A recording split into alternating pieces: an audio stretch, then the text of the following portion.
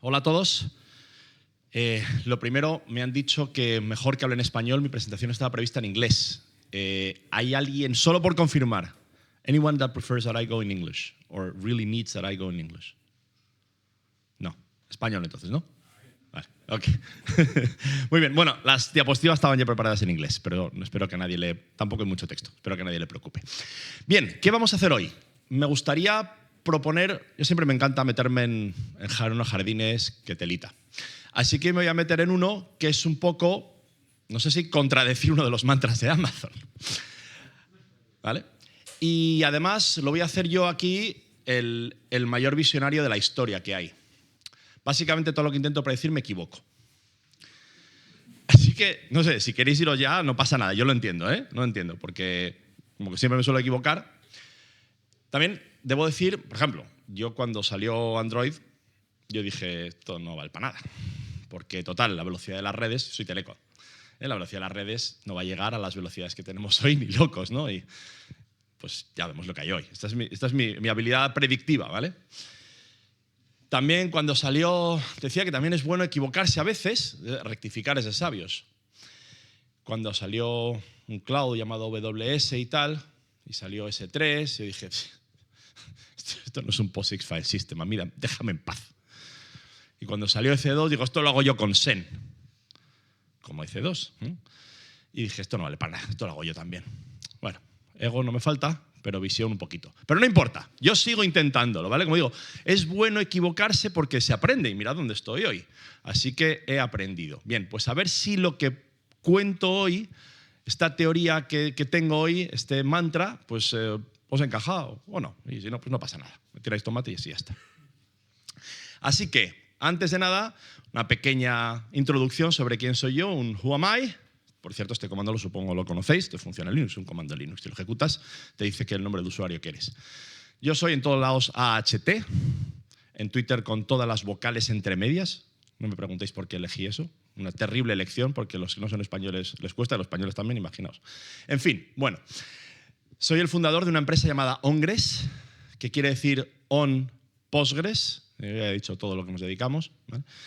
Y llevo más de 20 años trabajando en bases de datos, especialmente en Postgres, con todos los posibles sombreros que se ha podido, como DBA, como administrador, como desarrollador, como programador, todo de base de datos. ¿Qué es lo que suelo hacer en el día a día? Bueno, el día a día, como tengo ahí, dice que soy CEO y esas cosas, pues tengo que hacer cosas de gestión y no sé qué, pero a mí lo que me gusta es hacer tonterías. Tonterías, inventarme proyectos de I+D que, por supuesto, el 99% no valen para nada y se tiran a la basura, pero por lo menos me divierto. Un 1% salen cosas interesantes. Por cierto, hoy voy a contar una de esas tonterías, así que vais a ver que no hablo de en broma.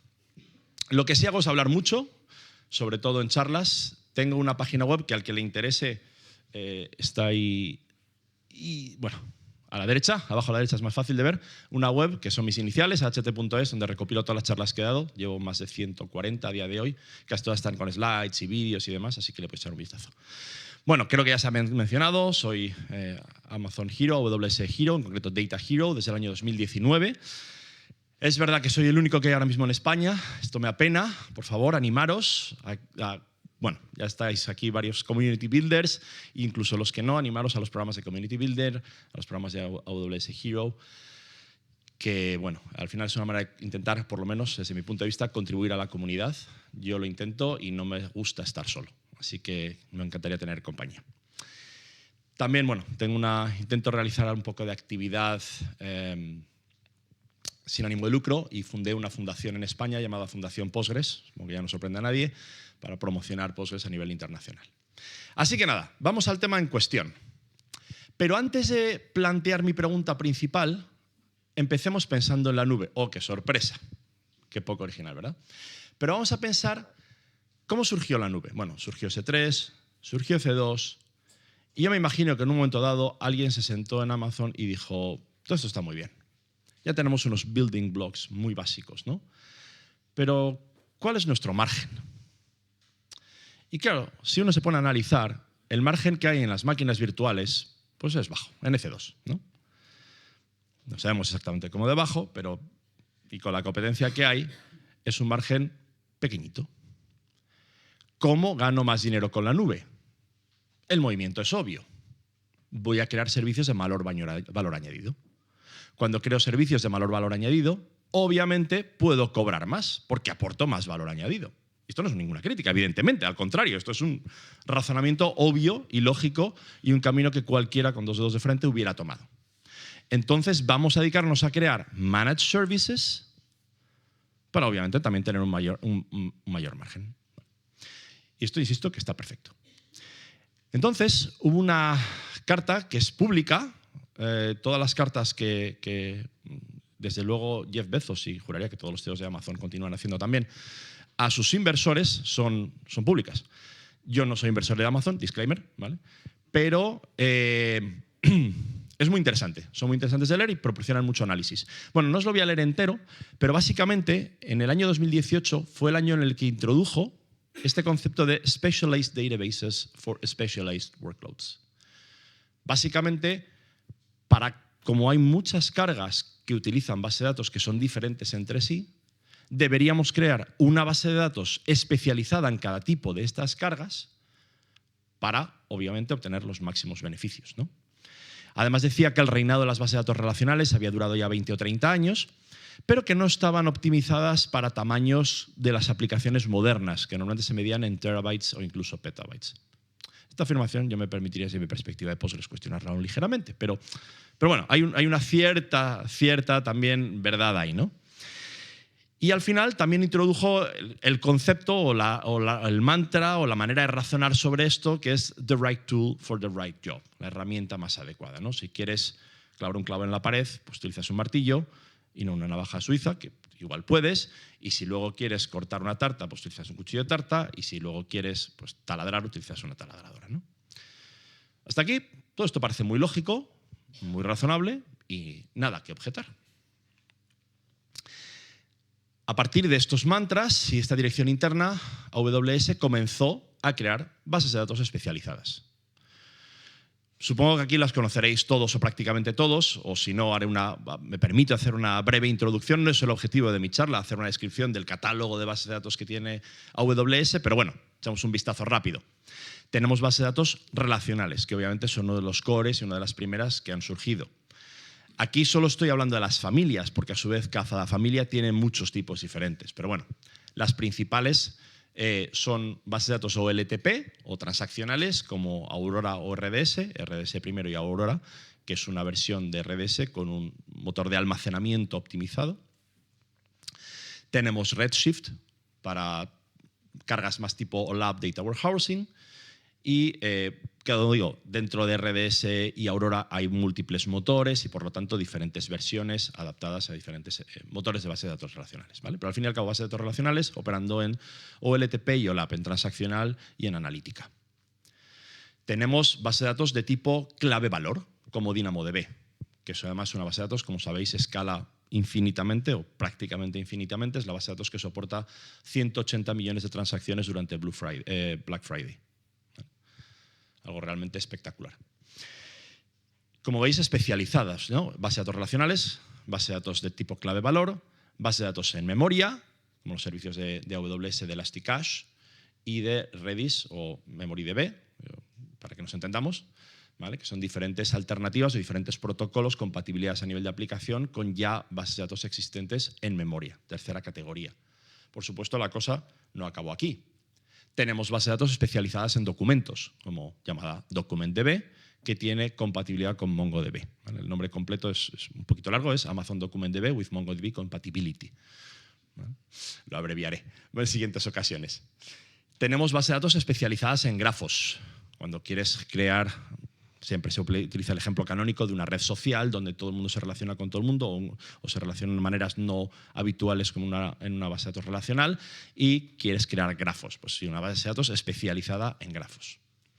Tenemos bases de datos de lo que se llaman white column o bases de datos donde tienes una cardinalidad muy grande de las dimensiones o elementos de una tabla y que pueden escalar gracias a esa estructura también horizontalmente bastante bien. En esencia es un servicio gestionado de Cassandra, Key Spaces.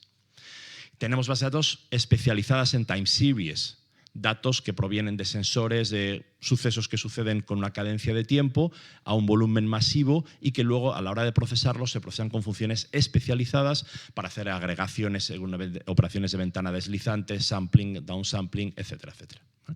Pues está TimeStream como base de datos especializada ahí también.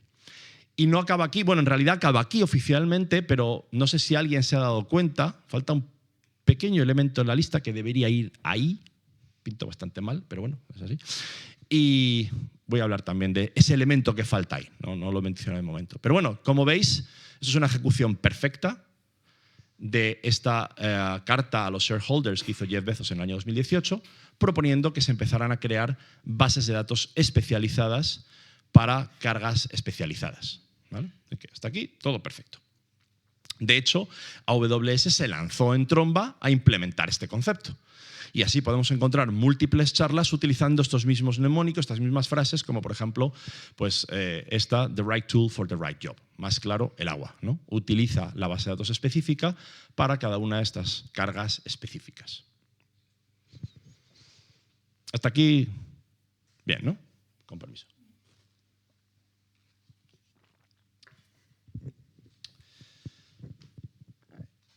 ¿Y es esto así? ¿Deberíamos utilizar bases de datos específicas para cargas específicas? Hombre, suena muy bien, esto es incuestionable, pero antes de tomar cualquier decisión siempre deberíamos hacer un análisis de ventajas e inconvenientes. Fácil. Lo voy a simplificar mucho, pero vamos a empezar por las ventajas. Lo primero, el rendimiento. Es obvio, si tenemos una base de datos diseñada para una carga específica, obviamente vamos a lograr un mayor rendimiento. Y lo segundo es que vamos a lograr, disculpadme, vamos a lograr el tener un mapeo óptimo entre nuestra aplicación y la base de datos. ¿Vale? El modelo que tenemos en nuestra aplicación va a encajar muy bien en el modelo de base de datos. Por lo tanto, podemos reducir nuestros costes de desarrollo. Pero en contra, tenemos que pensar que ahora entonces tenemos que aprender muchas bases de datos. Para un workaholic como yo, esto es una maravilla porque tengo más cosas que aprender, ¿vale? Pero esto es obviamente un esfuerzo, algo que hay que tener en cuenta. Pero además, y esto es algo que permitidme que os diga como persona que trabaja en el sector de las bases de datos, ¿vale? Cuando llegas a un cierto tamaño, a un cierto escala, las bases de datos gestionadas también requieren operaciones. No todo se hace automágicamente. Entonces hay que aprender operaciones. DevOps.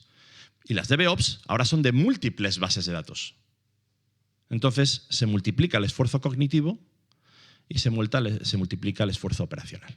¿Qué es mejor? Pues no lo sé, pero por lo menos esto es un balance que se debe analizar y se debe pensar. Así que esto es lo que sucedió en 2018, ¿de acuerdo? Se propuso este concepto y se empezó a aplicar y se empezó a desplegar. Y creo que todo el mundo conoce o ha escuchado estos conceptos de the right tool for the right job.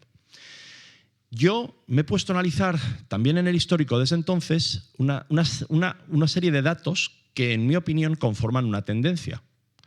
Y os quiero proporcionar estos datos, porque soy una persona analítica, quiero proporcionar datos, hechos, a ver si alguien percibe la misma tendencia que yo percibo. Tendencia que, por cierto, no voy a concretar. Voy a dejar a vosotros que la interpretéis, pero creo que es un poquito obvia. Así que vamos allá. Empecemos por Aurora. AWS Aurora, Amazon Aurora, que es esta versión de base de datos relacional gestionada como servicio de AWS, basada en un storage engine propietario de AWS que da una serie de mejoras a nivel de I/O, de separación del almacenamiento, que son muy, muy interesantes. Aurora lanzó en el año 2014 con soporte exclusivamente de MySQL. Y en el año 2017, 3 años después, utilizando el mismo storage, añadió soporte de Postgres.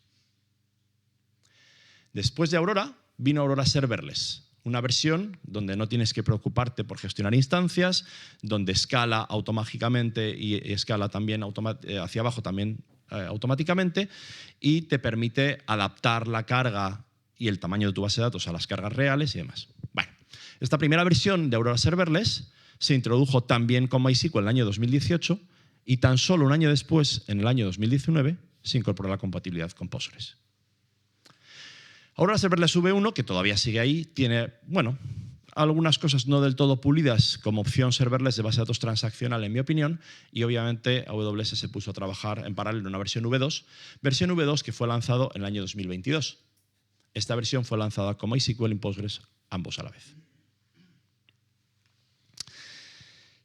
En el año 2021, en re:Invent, se anunció Bubblefish.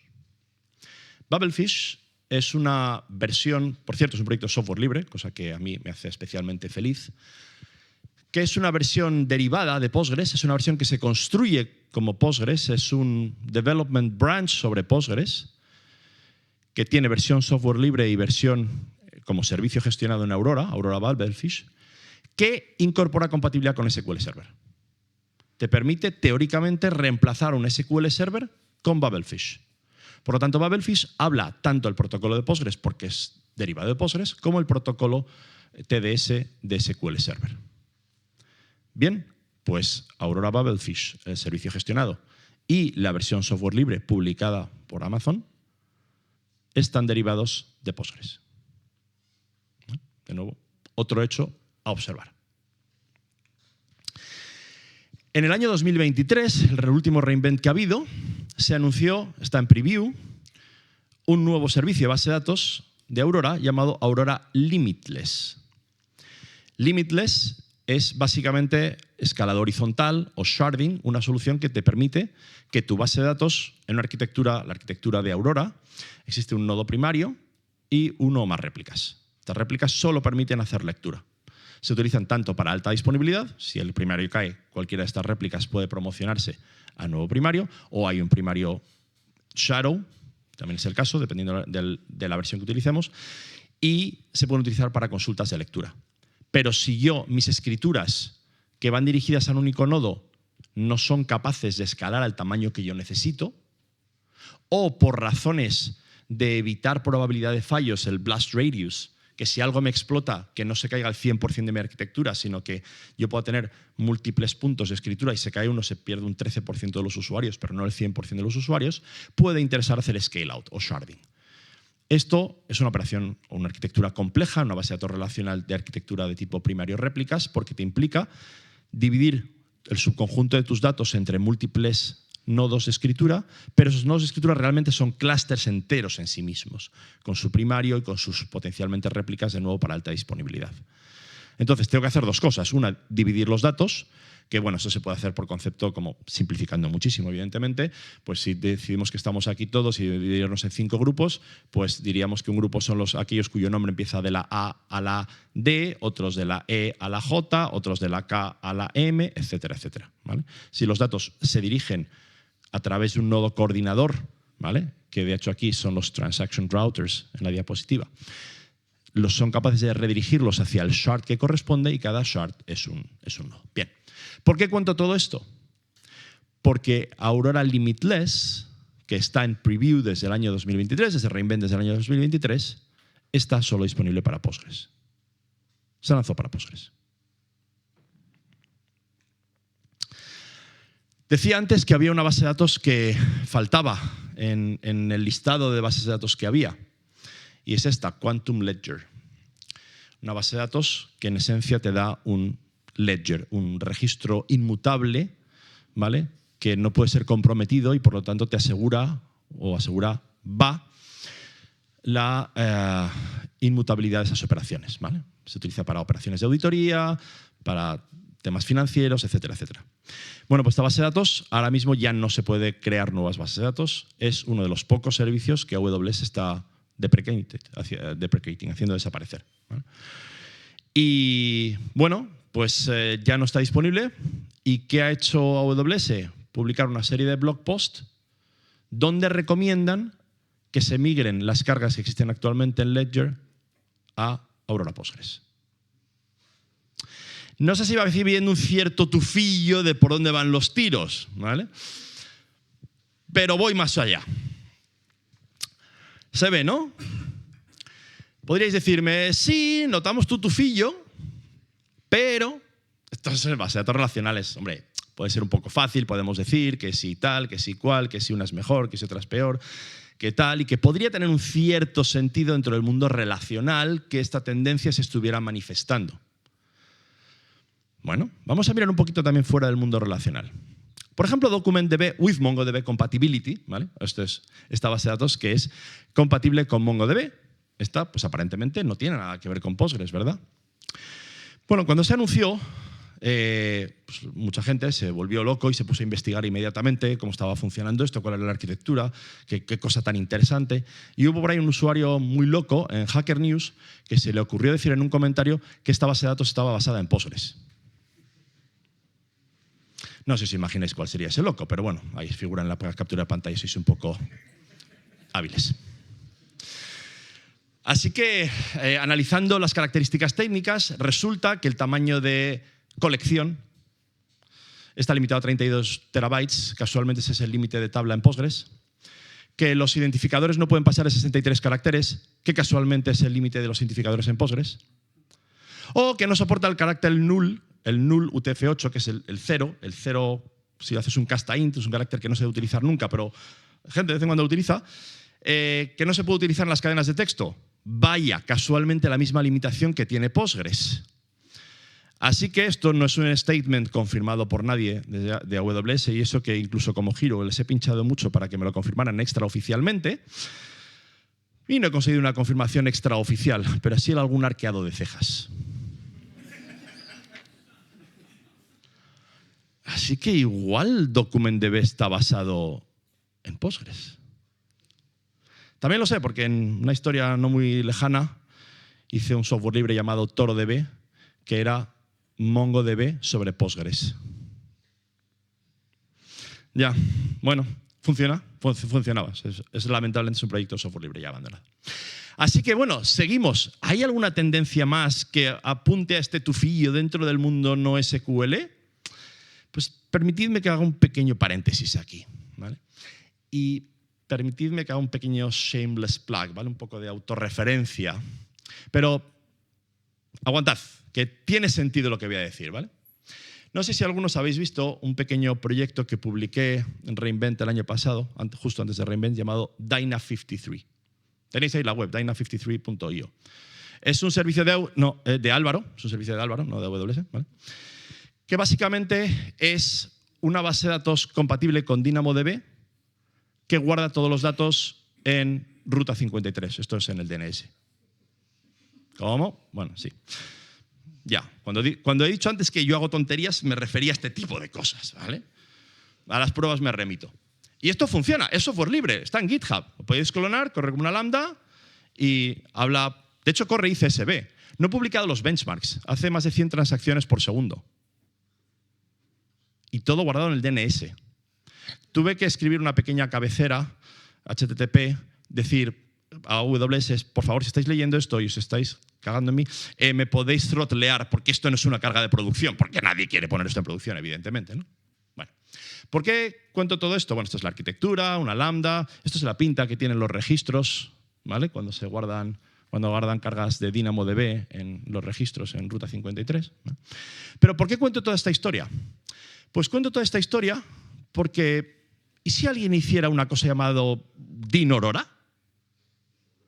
O sea, DynamoDB, pero en lugar de guardar las cosas en Ruta 53, las guardara en una base de datos Aurora.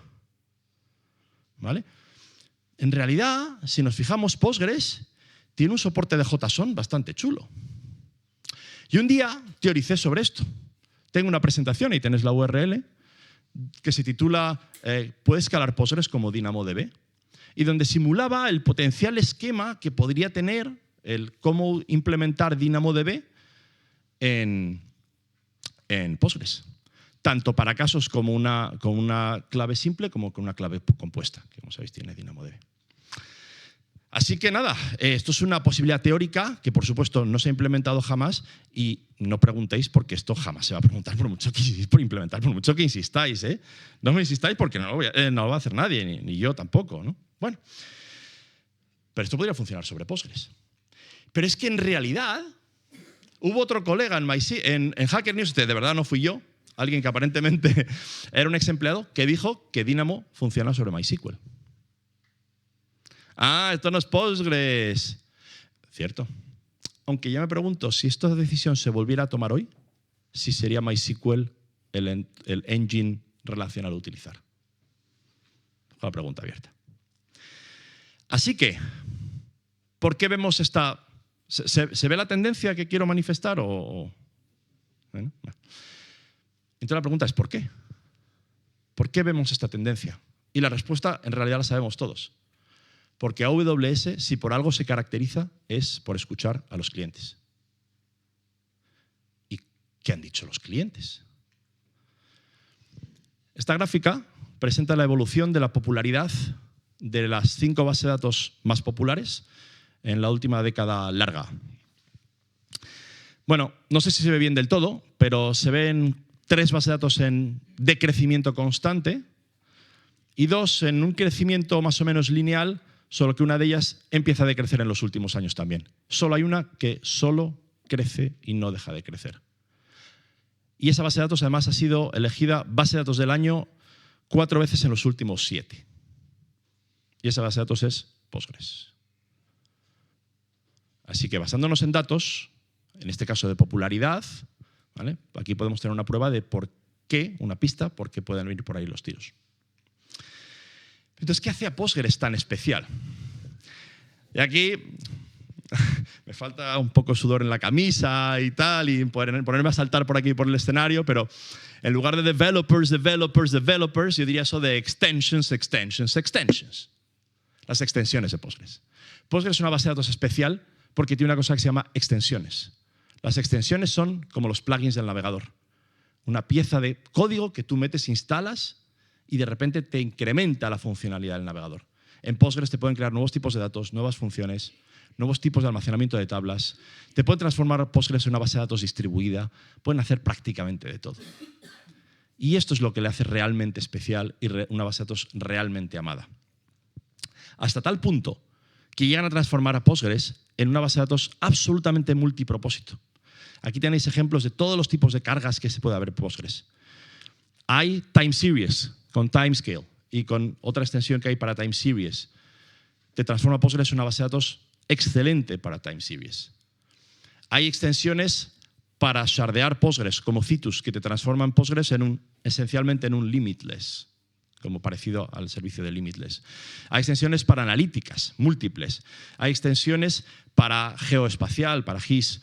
Hay extensiones para búsqueda de texto completo. Hay extensiones para grafos, como Neptune. Hay extensiones para acceder a S3, como podría ser Athena.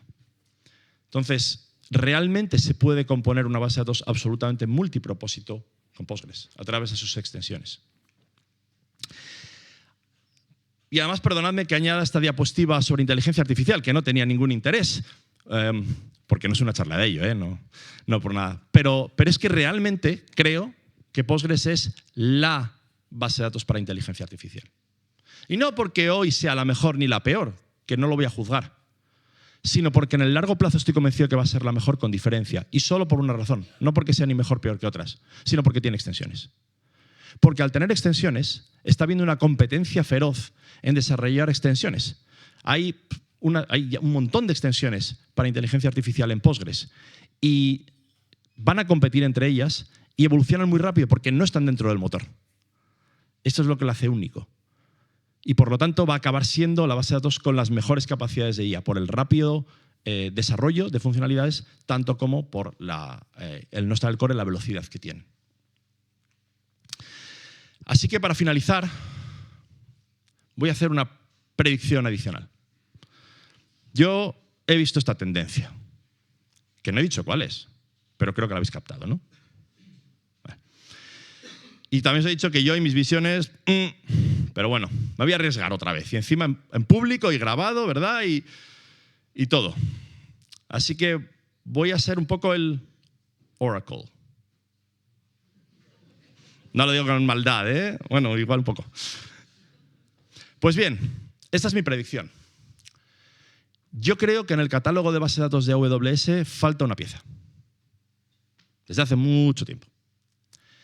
Y esa pieza existe, de hecho, ya en los otros 2 grandes clouds. Y creo que lleva siendo años que lleva siendo hora.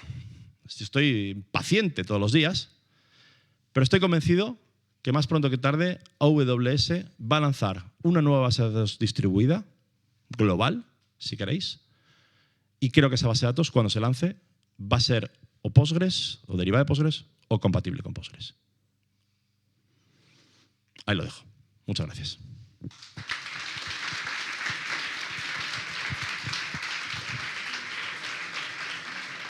Gracias, Álvaro. ¿Preguntas? ¿Comentarios? ¿Estoy de acuerdo? ¿Estoy de acuerdo? Vale, pues muchísimas gracias. Está muy bien.